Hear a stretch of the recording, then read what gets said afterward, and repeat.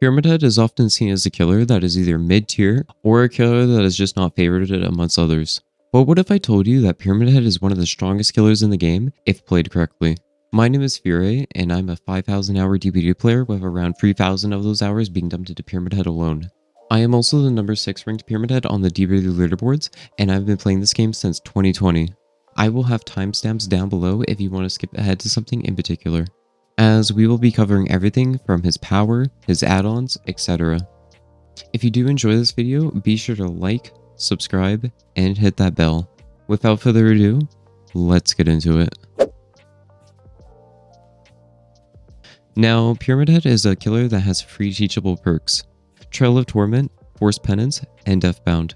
Trail of Torment is probably one of his better perks, since it gives you undetectable by kicking a generator, and the only time you ever lose that undetectable status effect is if somebody touches that generator again, or if that generator has fully regressed. Forced Penance is a mid-tier perk, and anytime a survivor tries to take a protection hit, they will suffer from the broken status effect for 80 seconds.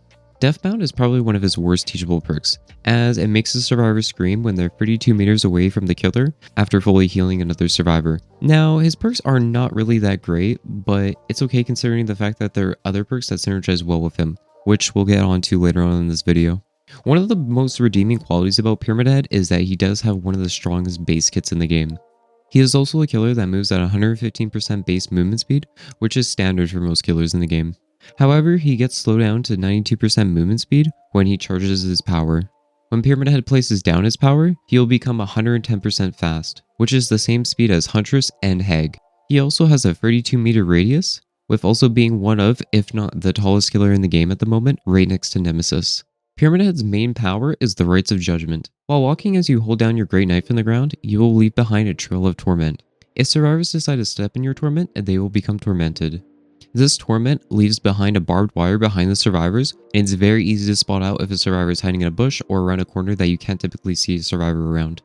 Not only this, but another thing that you'll notice is that you will also get killer instinct when somebody steps into your trails. This is basically a heartbeat effect that lasts a few seconds for free information. The main effect of them being tormented is that anytime you put a survivor into the dying state, you can send them off to the Cage of Atonement. A really big thing to note is that if a survivor is on death while tormented, you can do his Final Judgment, which is basically like a 2-second Mori, and it saves so much time. However, survivors can avoid this torment by simply crouching for your trails. So make sure to set up a tiny amount of trail on a filler pallet or something like that, thus giving the survivors a little options on where to run to. The special attack power is the Punishment of the Damned. This power is a ranged attack ability that is 8 meters long and 1 meter wide. The length of his power can also be determined by his add-ons also. Survivors will lose 1 health state if they are hit by his power.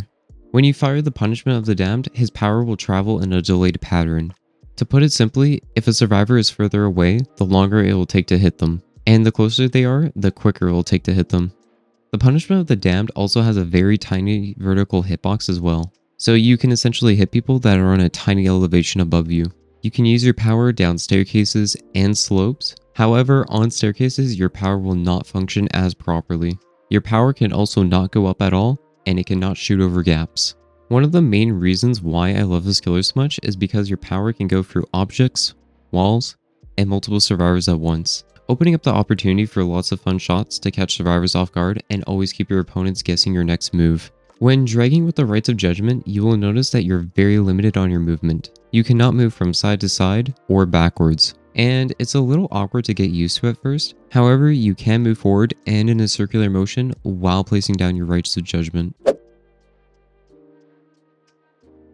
The Cage of Atonement is a great way to save yourself time from hooking a survivor, as this action only takes 2 seconds. Take into account that anytime you cage a survivor, that survivor will spawn on the opposite side of the map from you. Think of it as 4 corners a little bit. If you cage someone from corner 1, chances are they will teleport to corner 3, and they're different maps with different layouts, so it's going to take some time before you get used to where survivors spawn on the cage. One of the biggest reasons why this killer is so strong is because whenever you hit a survivor off a cage, they don't get any endurance off of it. Not only that, but they also don't get any decisive strike, off the record, reassurance doesn't work off the cage, and neither does will make it, and the list goes on.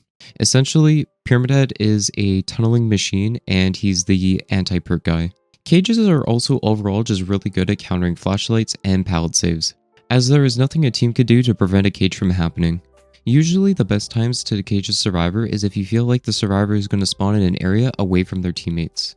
Or if there's another survivor nearby, you can quickly cage that person and get in chase as soon as possible. A time I would recommend you to not cage a survivor is if it's endgame, because typically if you cage someone in endgame, the survivors can get save and pump the exit gate in time before you know it. If you stand too close to a cage, that survivor will actually teleport back to the opposite side of the map, so just be aware when you're proxy camping the cage. Now, there are many different ways to use Pyramid Head's power, or go for shots I should say. You can go for long shots, quick shots, prediction shots, and flicks. Long shots are more often used to hit a survivor from a further range, and this is typically done when you hold down your power for a little bit, then release it into the area of where you think the survivor is going to go. This is also a gamble most of the time, especially when you do it out in the open, as a survivor can either dodge left, right, or just be a demon and hold forward. Quick shots are done most of the time to catch a survivor off guard, and usually they don't give most survivors enough time to react. If you switch up your playstyle a little bit and do 50% long shots and 50% quick shots, you will have the survivors guessing your playstyle a lot. Try and get into the heads of your opponents. Another very effective way of getting hits with your power is if you're ever at a filler pallet, you can always place your power in the direction of the survivor is heading, and then quickly drag your power behind the survivor, then fire. Most survivors will typically double back as they rely on Pyramid Head direction on his great knife to figure out where he is going to fire. So get creative with it, switch it up every so often, and you will find yourself landing more of these types of shots with him. Another one is prediction shots. These are done around line of sight breakers, and they are so satisfying to hit. These take a while to get used to, so I would recommend I'm All Ears as a training wheel perk. After some time, if you feel confident enough, you can always take it off and use your muscle memory to figure out how survivors path over time. Flick shots are one of the main ways most advanced Pyramid players get a hit with their power, but it's also one of the least reliable ways as well, since your power will sometimes cancel out while flicking. I have a full guide on how to flick with Pyramid Head on my YouTube channel, so the link to that will be in the description of this video. Moving on to maps, Pyramid Head is a killer that isn't as map dependent as some other killers in the game. Some of his best maps are Cold Tower 1, Wrecker's Yard, and Gideon's. Going on to Gideon's, there's a lot of ways to hit survivors on this map. You can actually hit them as they fall for the tube, and you can also kinda hit them over some gaps from a distance. It's a great map for prediction shots as well. The main reason why I love it so much is because you can actually use the pallets to your advantage, and because there's a lot of pallets right next to each other that lead right into bottlenecks. This opens up the opportunity to get a lot of locked animation hits. All of these things make it one of his best maps by far. Wrecker's Yard is a map that has a lot of filler pellets that make it very easy to see over, and overall, just make it very easy to play around. I typically find myself being able to put up a lot of split pressure on this map, and I almost never really struggle on it in general. I would also just like to give a quick honorable mention to RPD as well. You know how I said earlier that Pyramid Head can shoot down staircases? RPD is a good example of how to use the staircases with your power. Because of the fact that there is two in the middle, you can kind of shoot for this area with Pyramid Head if the survivor ever decides to drop the pallet. One of the easiest maps to learn Pyramid Head on is Cold Tower 1 by far. Because of the simple layout of this map and it being a rectangle shape, it is so easy to tell where survivors are going to spawn on the cage. This map is essentially like a training ground for Pyramid Head, I like to think of it, with most other killers included. This main building isn't really as safe against Pyramid Head unless you pre-drop the God pallet, since there is only one window. Also, the filler pallets make for some fun mind games as well, as they are, after all, one of the easiest ways to get a hit with your power. Some of the more bitter maps for Pyramid Head include all the Badham maps and the Swamp maps, but one map that stands out from the rest is Larry's. This map is so bad because apparently this map has a different elevation from other maps by just a tad bit. So sometimes when you try to use your power in the open, on windows, or behind walls, your power will actually be completely defective. So that extra bit of elevation will completely mess up with your power. You're probably better off M2 faking on this map, which I hate doing most of the time, but sometimes there's just nothing you can do, especially against a really good survivor. Swamp is just one of those maps where you can't use your power in certain areas, like on the hills for example. These hills make it impossible to aim your power upwards, and it just eats up your power sometimes. Not only that, but there's also just a lot of useless dead space that survivors can hold W on, and it's just a nightmare to play against. Badham is just horrible for killer in general. I mean, main building is every survivor's dream loop to hold W, since you can hold W around the outside of main building and the bottom side. House of Pain basement is also impossible to play around. You can get a sneaky torment by placing your torment on both sides of the staircase, but they're always just going to run to the other side and use the window potentially. The 2-story building is also bad to run unless you break both doors. And even then, you can't really use your power on the top side of the building that well, I find. Add-ons are something that allow you to gain the upper hand as a killer. However, sadly for Pyramid Head, there are only 2 good types of add-ons, and that is range and duration. There are yellow and brown versions of this as well, but I would stick with the green versions of this add-on if you can. There is this purple add-on as well called the Crimson Ceremony Book. This add-on is basically like Sloppy Butcher, but in the form of an add-on for his punishment of the damned. You have to be absolutely precise with this add-on to get any value from it. It's overall not a beginner-friendly add-on, so I would just stick with range and duration for the time being until they do rework his add-ons. They did say that they would rework his add-ons in the AMA this year at the time of recording this video, so who knows, anything is possible. Burning Man Painting, or better known as his range add-on, gives off 1.5 meters of extra range to your power. Meanwhile, the duration add-on, Tablet of Oppressor, gives off an extra 2 seconds of you being able to drag your Rites of Judgment on the ground. So you can run double range, range and duration, or you can even run range with Crimson Ceremony Book, if you're feeling a little bit spicy with your Punishment of the Damned. His Eerie add-on, such as Goblet, is basically like the Temu or Wish.com version of Insidious.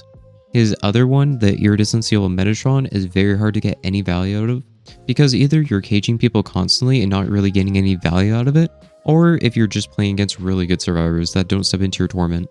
Not only this, but survivors can also remove torment after uncaging a survivor. So it sounds good on paper, but not something you want to be using that often. There are other add-ons that give off Killer Instinct for a few seconds, but you won't really be relying on that. There are the Blindness and Oblivious add-ons, but they aren't really that great since good survivors almost never step in your torment anyways. Duration for Tormented Trails are okay-ish if you go for a setup playstyle, but they're just not my cup of tea personally. Lastly, there is the reduced time for Rites of Judgment to be fully recovered, which for a shot-heavy playstyle can be fine, but not something I would recommend. You just have to find what works for you and your playstyle at the end of the day. Here are some perk builds that I would personally recommend. Starting off with the standard build, which consists of No Way Out, Deadlock, Nowhere to Hide, and Lethal Pursuer. So you will have 2 slowdown perks and 2 information perks. With this, you can stall the game a little bit, and you can also get some free information with Nowhere to Hide and Lethal Pursuer, since Lethal Pursuer will extend the time of your Nowhere to Hide by an extra 2 seconds. If you want to run a full aura-ring build, I would recommend Nowhere to Hide, Gearhead, I'm All Ears, and Lethal Pursuer. If you want just slowdowns, I would choose Corrupt Intervention, Deadlock, No Way Out, and Ruin. Some other good perks for him are Unforeseen, Brutal Strength, and Batteries included. However, I do think I'm All Ears takes the cake here as the best beginner-friendly perk for him that I mentioned previously. Everyone has a different playstyle, so experiment a little bit with these. I would strongly advise to not use any M1 perks at all, like Save the Best for Last or Coup de Grace, as they strongly encourage M2 faking. Not only that, but they really don't teach you how to use your power at all, as you want to be using your power 90% of the time when learning him. I personally think the most efficient way to learn him is just overall using your power more often. Another one to mention is Scourge Hooks, as you won't be hooking all the time, and even when you do need to hook, it's not always guaranteed you'll make it to a Scourge Hook due to hook RNG and sabotage players. Now, before I end off, I just want to say that I do have a Pyramid Head flick guide out. However, it's a bit outdated and we'll be making a new one in the upcoming month here or so, depending on when you watch this video. Same thing goes for a Pyramid Head tips video, so anything I missed I will be covering later on in that video. And I also will be making a Pyramid Head add-on tier list video if they ever do decide to update his add-ons. And those videos will be in the description of this video when posted, or just turn on post notifications so you know when I post a video. I also have a Twitch and a Discord, which will also be in the description of this video. So if you want to ask me a question on there, I will be more than happy to do so. That's going to be it for this video. I hope you all enjoyed.